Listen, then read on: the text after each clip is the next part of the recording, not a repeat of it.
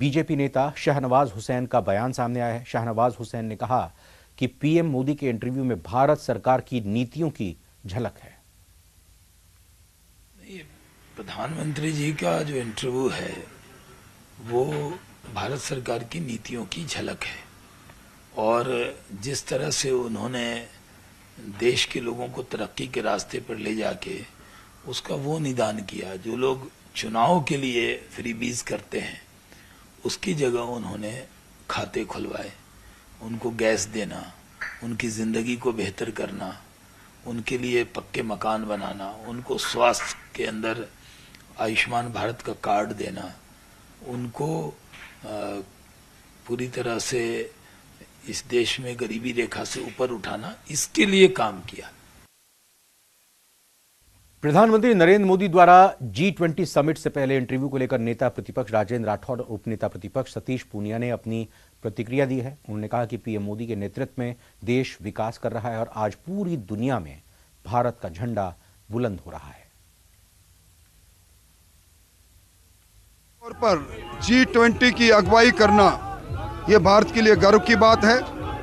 G20 में जो concept Bharat के प्रधानमंत्री जी ने दिया, पूरा विश्व एक परिवार, और उसके कारण से जहां भारत में भारत की ताकत बढ़ी है दुनिया की नज़रों में, वहीं गरीब कल्याण के लिए जो काम हुए हैं, और मैं नहीं कह रहा, वर्ल्ड बैंक कह रहे हैं 10% गरीबी की रेखा के नीचे भारतीय लोग आए हैं। जब से मोदी जी आए हैं उन्होंने पूरे दुनिया को एक परिवार की तरह, one earth one family one future, और यही कारण है कि सौर अलायंस में भारत दुनिया का आज नेतृत्व कर रहा है। G20 की मीटिंगें अक्सर किसी देश की राजधानी में होती थी और वो बिना किसी एजेंडे के सामान्य रूप से संपन्न हो जाती थी। आज भारत में 56 जगह ये इवेंट हुआ है, दुनिया के देशों ने सराहना की है। G20 को एक अवसर के रूप में बदला है प्रधानमंत्री जी ने। 2024 के लोकसभा चुनाव से पहले सियासत में एजेंडा सेट करने की कोशिशें जारी हैं। भारत और इंडिया को लेकर चल रहा सियासी घमासान थमने का नाम नहीं ले रहा। बीजेपी विरोधियों पर हमलावर है तो महागठबंधन के नेता बीजेपी पर पलटवार कर रहे हैं। आखिर देश के नाम को लेकर क्यों नेताओं के बीच जारी है जुबानी जंग, इस रिपोर्ट में देखते हैं। इंडिया और भारत नाम पर चल रहे विवाद को लेकर बीजेपी लगातार विपक्ष पर हमलावर है। पार्टी सांसद सुशील मोदी ने कहा है कि लोग बेवजह आपत्ति जता रहे हैं। इंडिया माता की जय नहीं, भारत माता की जय होता है।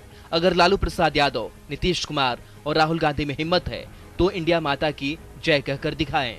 अगर 75 साल तक भारत शब्द का प्रयोग नहीं हुआ, इंडिया का प्रयोग हुआ, तो अगर भारत सरकार भारत का प्रयोग करे, इसमें क्या आपत्ति है?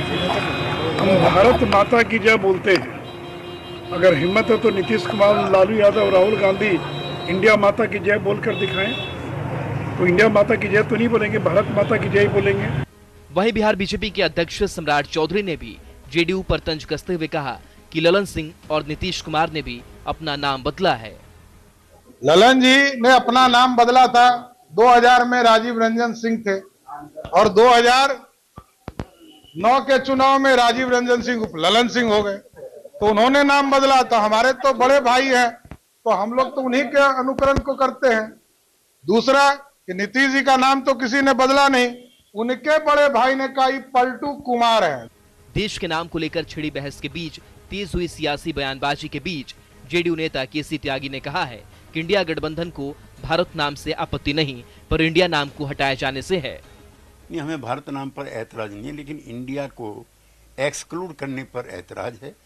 ये संविधान के प्रेम्बल में उल्लेख है इसका, इंडिया दैट इज भारत, और ये कोई भारतीय जनता पार्टी या कांग्रेस के नेताओं ने नहीं दिया है।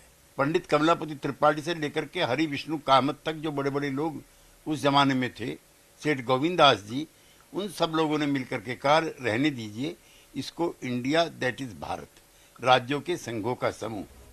देश के नाम को लेकर भारत और इंडिया शब्द से परहेज करने की अपील खुद प्रधानमंत्री नरेंद्र मोदी ने केंद्रीय मंत्रियों से की है। ऐसे में नेताओं के अपने अपने तर्क और कुतर्कों से सियासत से ज्यादा अपने अपने एजेंडे ही नेता सामने रख रहे हैं, जिससे कोई फायदा नहीं। Bureau report, news 18। भोपाल से बड़ी खबर की बात करते हैं, जहां मिर्ची बाबा उर्फ वैराग्यानंद गिरी को रेप के आरोप से कोर्ट ने बरी कर दिया है। बीते 8 अगस्त 2022